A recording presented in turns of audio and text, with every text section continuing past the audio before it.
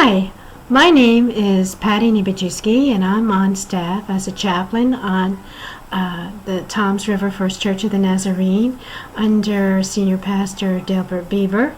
And I'm also the head of chaplain services on our district. And I wanted to make this video to allow you to know just what chaplains do.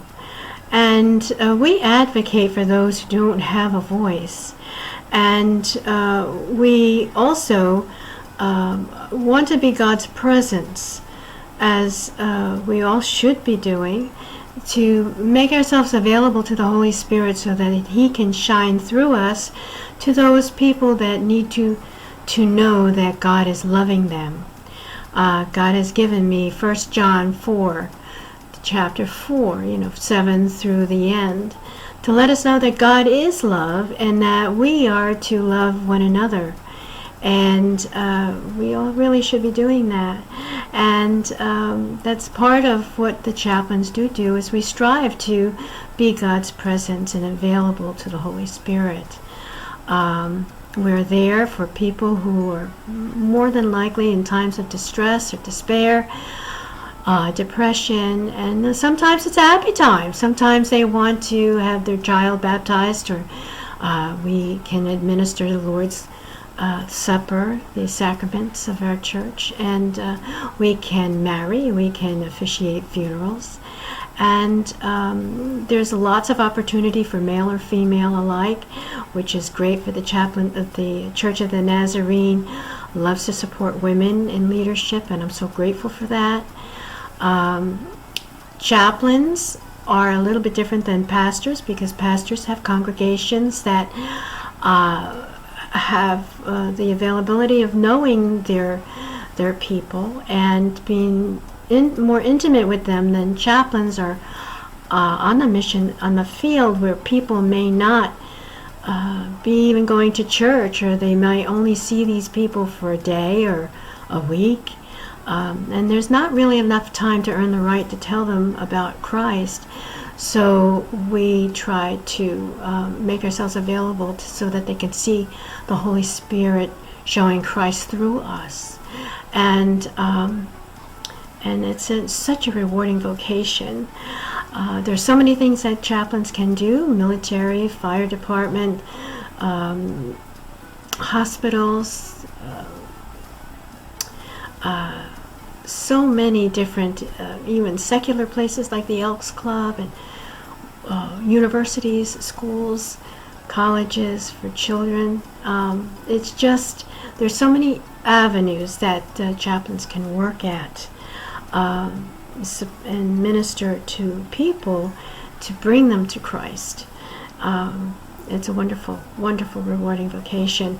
And for people who are searching right now, there may be those of you that are out there and know what to do about how to become a chaplain.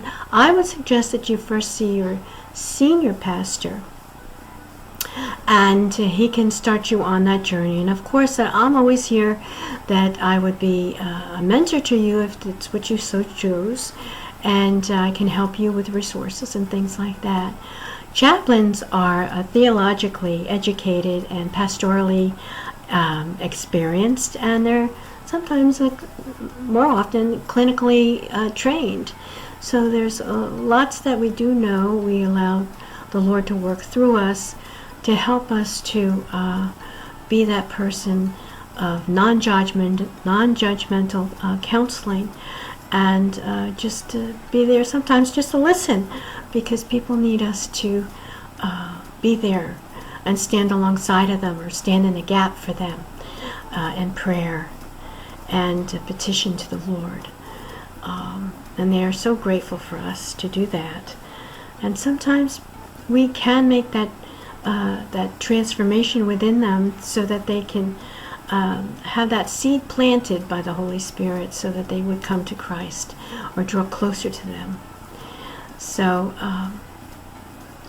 that's just a little portion of what chaplains do. And I wanted to make this video so that we could be a voice for humanity when they don't have a voice. And I wanted to be able to explain what chaplains do. And so therefore there are some chaplains coming up on this video that you can hear their stories and what they experience in their service to the King. Thank you for listening. Please come out, the chaplains, pastors who become chaplains, and those who are looking to become a chaplain. We would love to have you come out to the gathering of the second annual chaplain luncheon on March 28th in the Royersford office. You can hear more about that. And come out and be a part of our gathering, and we would love to speak with you. So thank you so much for listening, and I hope you enjoy the rest of the video.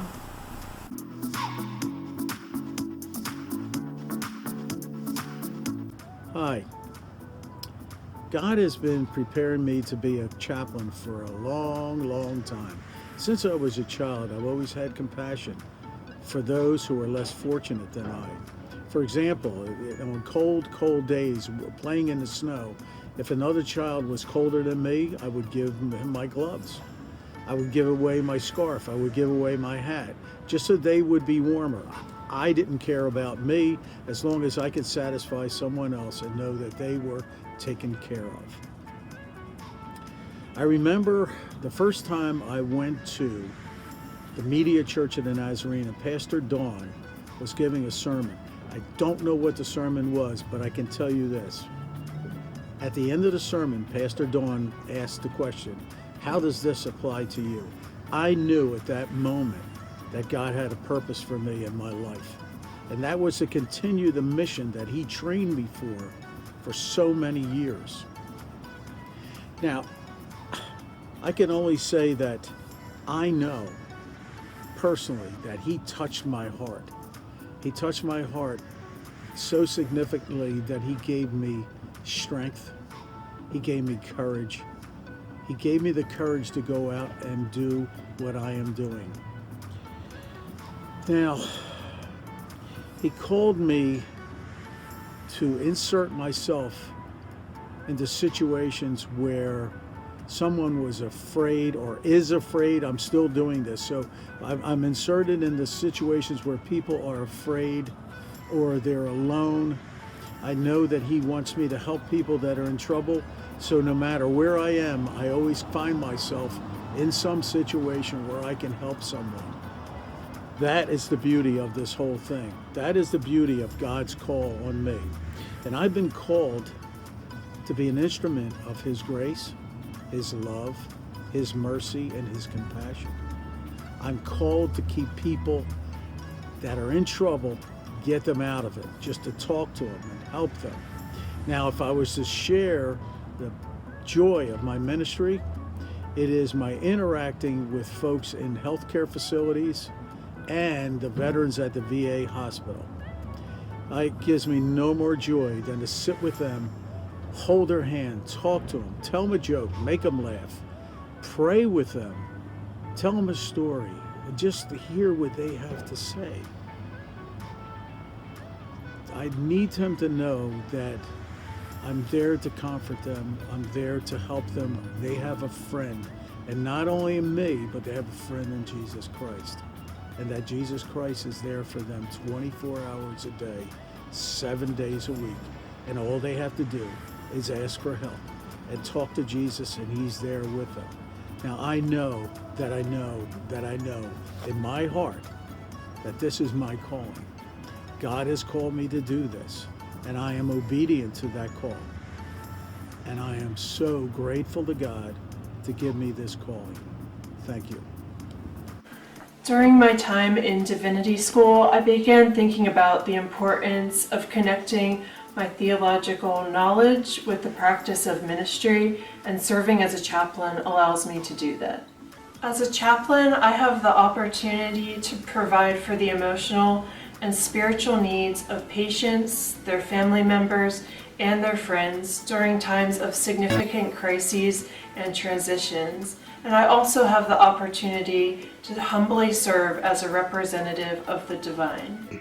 I'm blessed that God called me to be one of his servants so I can help others. I feel blessed that God has chosen me to go out into the world and to help people and to show them the love of Jesus, and that there's more to life than what society has to offer.